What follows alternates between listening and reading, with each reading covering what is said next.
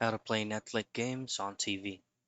Now, in this quick video, I'm going to show you possible methods or ways for you to be able to play games from Netflix on your smart television.